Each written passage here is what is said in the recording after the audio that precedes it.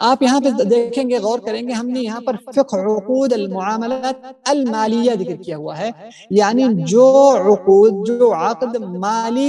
مال سے تعلقات رکھتے ہیں، ٹھیک ہے کہ نہیں، اور وہ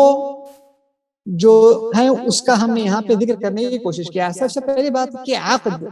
عقد عربی زبان کے اندر اس کو کہا جاتا ہے باندھنے کو یا گانٹھ لگانے کو۔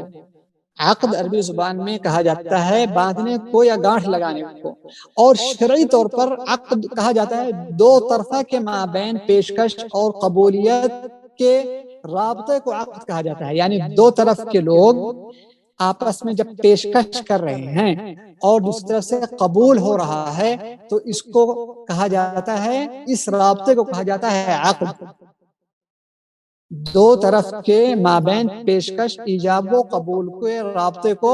عقد کہا جاتا ہے۔ تو اس کا مطلب ہم کو یہ معلوم یہ ہوا کہ اس کے اندر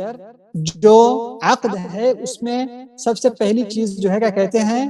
دو طرف ہونا چاہیے، دو طرف کے لوگ ہونے چاہیے، ایک طرف کا ایجاب کہہ رہا ہو، دوسری طرف کا قبول کہہ رہا ہو، یعنی ایک طرف کہہ رہا ہے کہ میں یہ چیز لے رہا ہوں، دوسرا والا کہہ رہا ہے کہ میں اس کو قبول کر رہا ہوں، اور یہ ایک رابطے میں ہوتا ہے جس کی بنیاد پر وہ چیز کو جاری کیا جاتا ہے، تو اسے جو ہے کیا کہا جاتا ہے، عقد کہا جاتا ہے۔ اسی لیے دو طرف کے مابین پیشکش، ایجاب و قبول کے رابطے کو عقد کہا جاتا ہے۔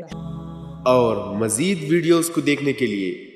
آپ ہمارے YouTube چینل کو سبسکرائب کریں۔ فجزاکم اللہ خیرا۔